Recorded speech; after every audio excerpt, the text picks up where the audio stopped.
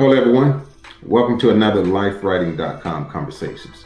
With me on this episode is Dr. Dennis Carpenter to converse a little about self-improvement.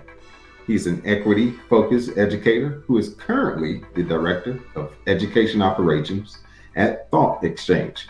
Welcome, Dr. Carpenter. How are you, my friend? Oh, man, Chris, always good to see you. It's a pleasure to be here, man. Just an honor. Absolutely. And I thank you again, man, for even being here. I know you got a busy schedule, what have you, but hey, look, when it comes to these types of topics, especially something that's going to better someone, I think of my educators, and you were one of the first I wanted to reach out to. For those who may not know, I've known you for quite some time, a few decades or so. Went to grade school together at the Thought Exchange. I know what the company is about, or at least I have an idea of what you do and so forth. But can you share with us just an overarching view of what you do at the Thought Exchange? Yes, so Thought Exchange is, wow, what an awesome company. It's located in British Columbia. Okay. And currently, we just learned this week with Cited News, we're the fourth fastest growing company in British Columbia. And we were named last year one of the 40 fastest growing companies in Canada. Why is that happening? It's probably happening because of the quality of people we have at Thought Exchange. I don't know how I made it through the door. But the other reason that it's happening is we're doing something that no one else is doing. We're bringing equity of voice to all conversations in an effort to support leaders and organizations in making better decisions. So when I think about what we do, Chris, at the heart of what we do, we're a change management tool. But we are a change management tool with an equity focus. So let's think about Chris, who is the head of a department with the DoD. And Chris prepares to make a decision. Chris may put a few people on his team. And if a person of a higher rank or responsibility speaks out in that room, even though Chris pulled a representative group together, it may be hard for others to find their voice in that conversation. Because who wants to speak from a sheet of music different from those fastest titles in the room? What we've done at Thought Exchange is we developed a software tool and platform with some of the latest artificial intelligence technology with multiple patents in both the US and Canada, where we take the bias out of those conversations, where we're able to use open-ended questions to help organizations solve for and correct some of their stickiest issues. And the way this program works is the best idea doesn't always come from the top. The best idea can come from the least, if you will, educated person in the room. So what happens is those ideas are placed into the system, and this can be done fast in a matter of 3 or 4 minutes. Okay. And not only do you get to put your idea into the conversation anonymously, but then you get to rate the ideas and thoughts of others. Oh. And those ideas are being seen equally across the platform over the course of time that the exchange is open. And then from there, reports, less than 5 minutes, artificial intelligence is giving you a differences report. What things do people disagree on in this conversation? What things do they agree on? What are the top thoughts? What are the themes that emerged in the conversation? Here's a PowerPoint presentation if you need to present this an hour from now. All this happening in real time as the data moves and changes. So we have partnerships, both K-12 partnerships and corporate partnerships, and I happen to be a leader on the education side of the team. And then everyone has a voice. And everyone has a voice. Again, and that's one of my favorite words, and I've shared this with you before. That's the equity. I'm talking in all caps, bold phase, underlined twice. That, like you said, that appears across the board, anonymously, and everything is weighted, the same. And wow, we may have to talk. We may have to talk again about this because I tell you, in the space that I work in, for DOD or what have you, I can see a lot of people this being useful for a lot of different organizations. We do a lot of work in governmental space, a lot of work in corporate space. So I mentioned this to you, Dennis, about the months of observation, right? The month of September has a wealth of topics and subjects that it traditionally observes, but the two that I chose for the month of September is self-care and self-improvement. So you and I know, and a lot of people know, that there are stark differences between the two. But what I really wanted to pose to you, a few questions in particular around the self-improvement piece, right? Being an educator, being in the space and place, your expertise, the background that you have. So I want to hear from you, Dr. Carpenter. How would you define self-improvement and kind of what would that look like to you? Wow. So when I think about self-improvement, Chris, it begins in my mind with, I'm a fan of backwards design. Okay. I think too many of us, we come up with a great idea and we start taking steps toward it. I've always been a fan of backwards design, where the idea is not enough for me to take off and start running. I take off and start running from where is it that I want to go? What does success for me look like in the long term? What is my future story that I want to tell after I delve into this initiative? I like that. About this totally different. I'm thinking about what success is going to look like for me in the long term. I'm thinking about what's the future story that I want told about me in this space, in this place. And then I start backwards designing from there.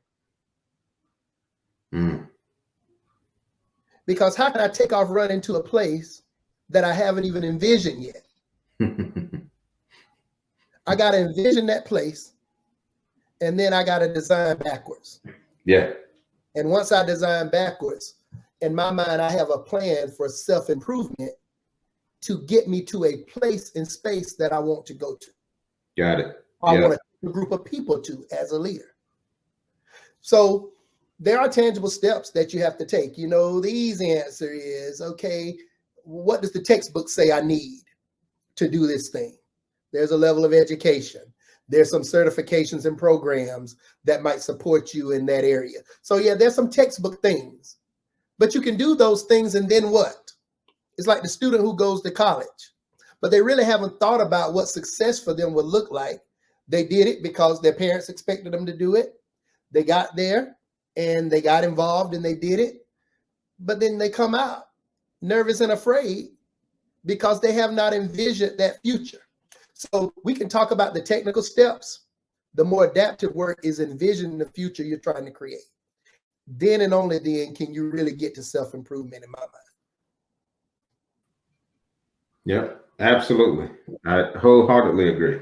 And just that desired state, right?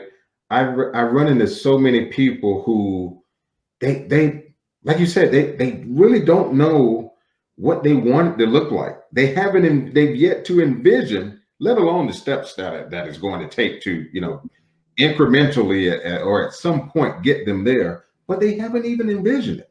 They just know this feeling. They see a person has experienced success, as we, call it, or whatever that looks like to whatever individual, and they want it, right? But what does that look like for you? What steps are you going to take to improve yourself to get to that particular level or whatever place that you should, like you said, you should be envisioning? I like the way you put it. You envision it and you kind of work your way back into it. I like that. I like it. So I see a lot of times people want to get somewhere, Chris, but then what are you going to do when you get there? What are you going to do? Another thing we never consider when we're improving ourselves, if you will. We never consider, what's my exit strategy? See, you don't. Most people don't think about retirement They said professionally in the field of education, it's really alarming how many people leave money on the table at retirement because they choose the wrong plan. Okay. And the reason they choose the wrong plan is they started planning for it too late. They think the trigger is getting to 30 years.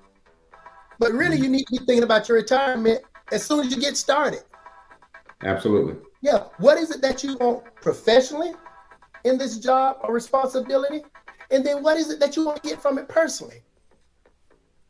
Because nobody's going to tell you to get off that hamster wheel on a job to start thinking about yourself. So let me ask you this, Dr. Carpenter. Those folks who are struggling with, envisioning themselves in a particular place. You also touched on, okay, you envision that particular place or where you want to be. Now, what are you going to do when you get there?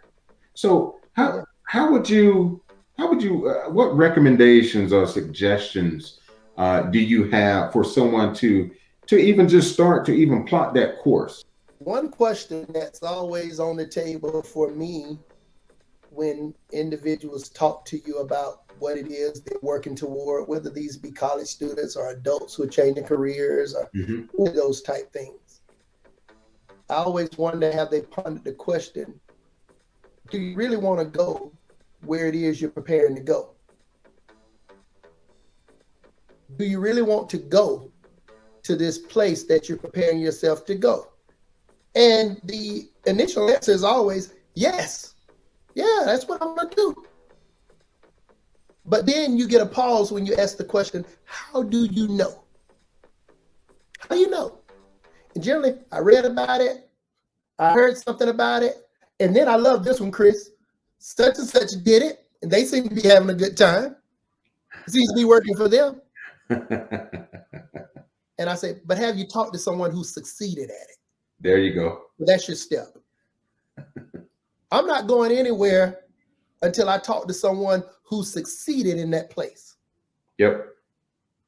And their definition of success, when I learn from them and I take that opportunity to receive mentorship from them, then I need to make certain that what success looks like for them or what I thought I saw on the outside is exactly what they're experiencing when I get a more intimate view by way of a conversation with them. Because objects in the mirror can be closer than they appear. Everything doesn't always look the same when you get close up. So you better take an opportunity to get up close and personal with that thing or that place you're wanting to know, personal in the light. So that's something. So the tangible piece is you need a mentor. Right. But you also need to understand what drives that mentor and what success looks like to that mentor. So to make certain that that will fulfill you, that same definition of success would feed your spirit in that same role. If not, then you got to go find another mentor. Doesn't mean, like, somebody may be motivated, Chris, by the money in a role. Somebody may be motivated by the autonomy. Somebody may be motivated by the awesome responsibility they have for a group or leading a group. Some people just want the power. They just want the power. So, I tell people a quote all the time by the late, great poet who said, John Updike, he said, a leader, Chris, is one who out of madness or goodness decides to take upon himself the woes of a people. But there are two reasons you can be a leader. You can be a leader out of madness, power, ego, or goodness. And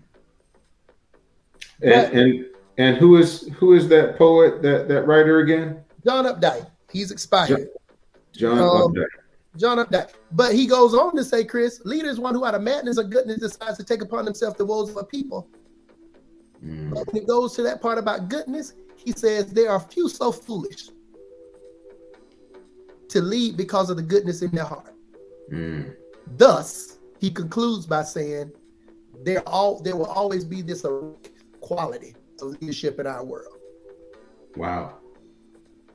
That's very powerful. So there'll always be this erratic quality of leadership because there are few so foolish to lead out of the goodness of their heart. Wow. When you're talking to mentors, make sure you know their why.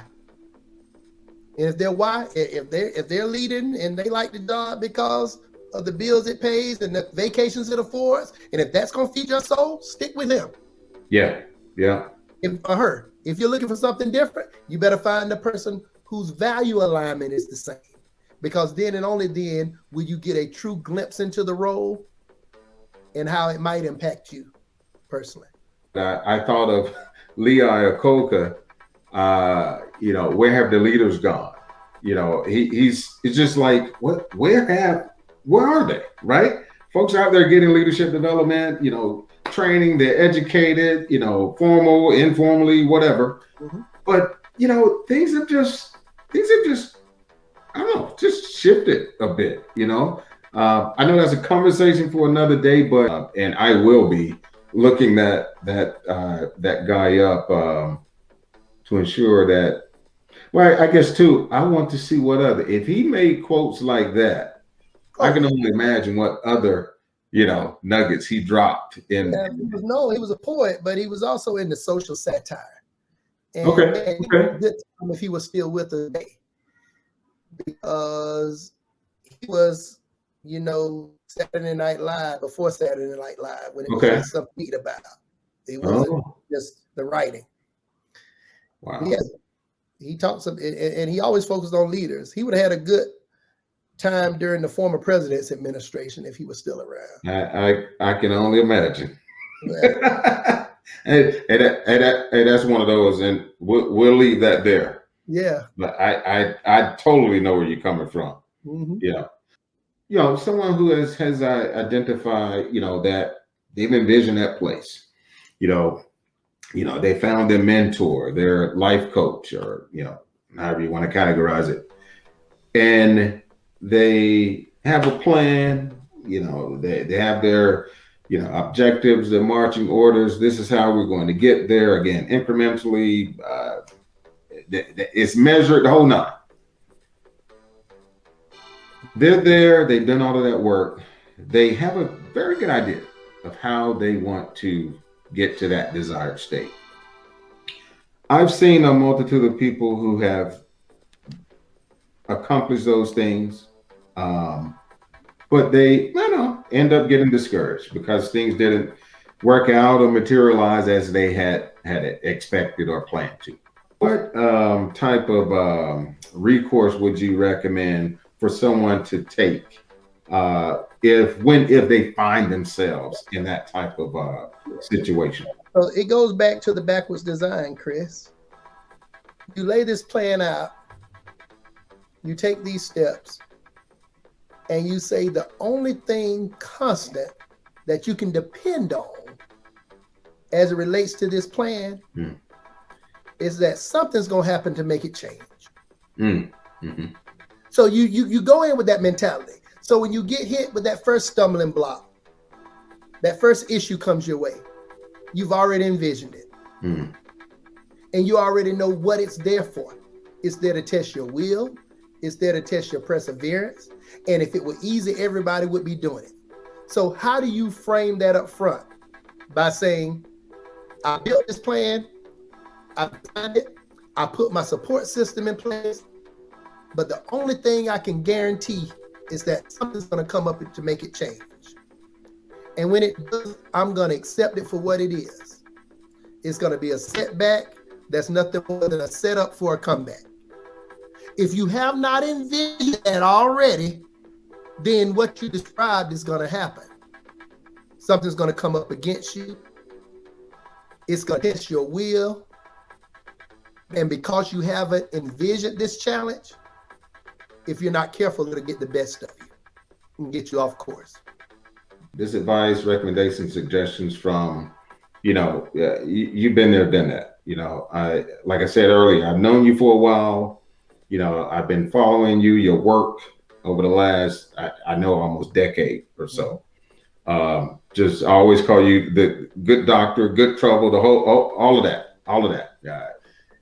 Good equity doc, the whole nine.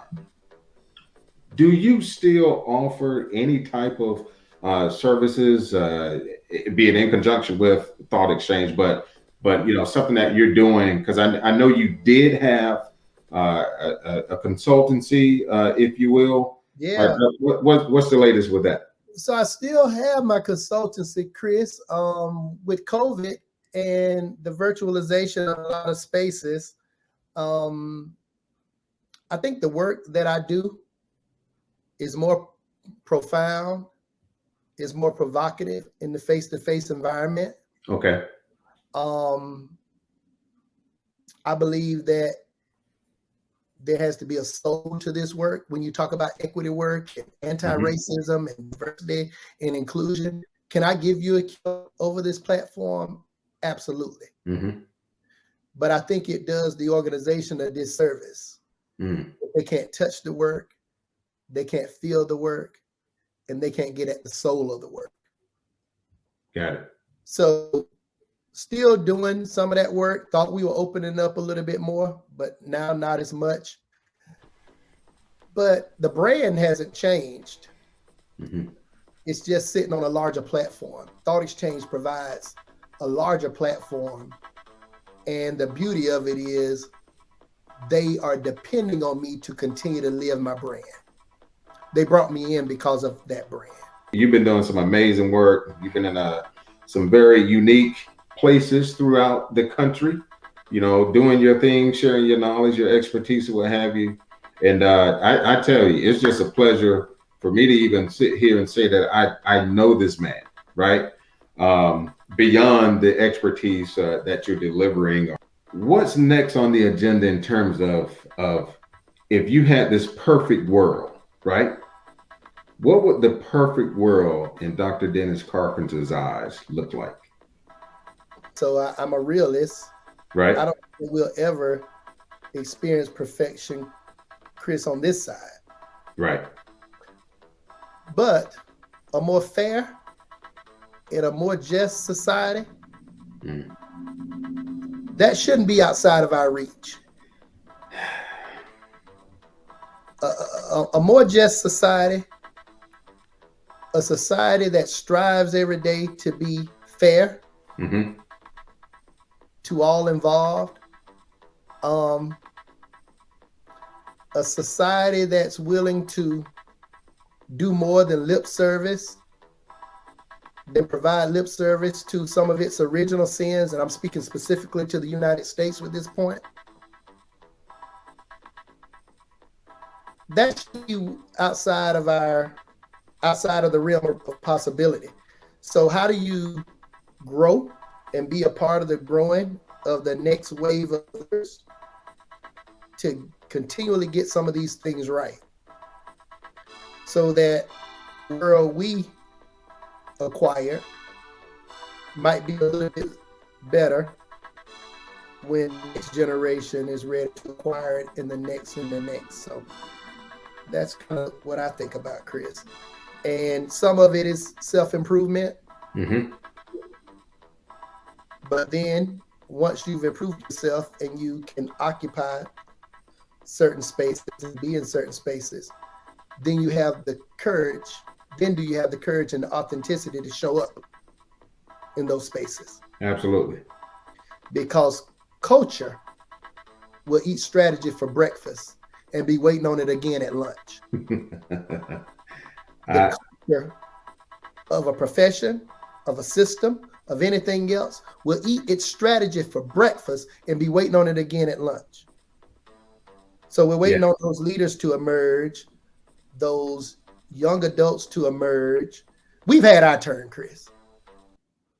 If we haven't been on that battlefield so far, our careers, if we've been successful, they're shorter now than they have been. We got less time in front of us from a career standpoint than we do behind us.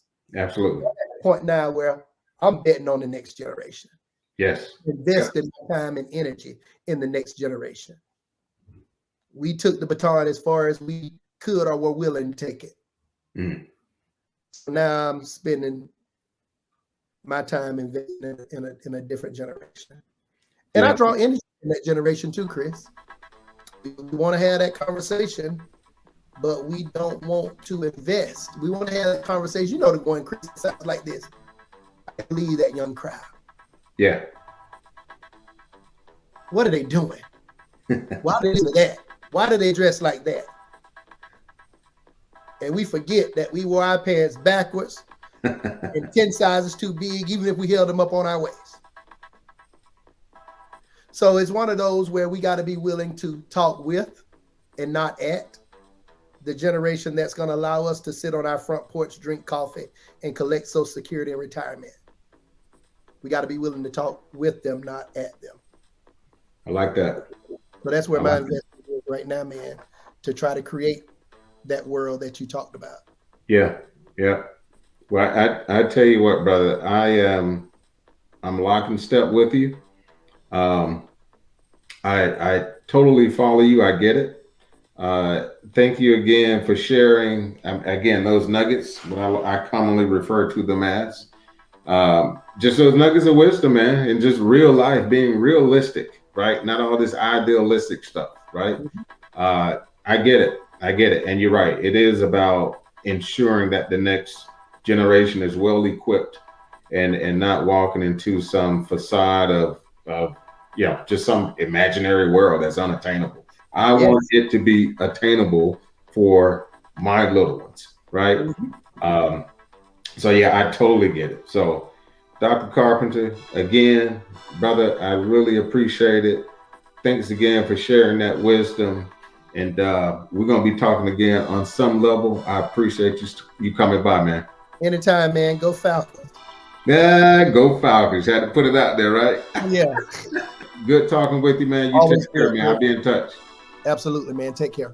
Take care. All right, everyone. That was Dr. Dennis Carpenter. Hey, breaking it down, keeping it real, as I mentioned before, very realistic, not a lot of that idealistic stuff, ideologies that aren't attainable, what have you. Really dropping some just nuggets you can use from a self-improvement perspective and just overall bettering yourself in general. So I hope you guys enjoyed that conversation. I know I did. Very informative, inspirational at the same time. As always, I thank you guys for supporting lifewriting.com, where writing speaks.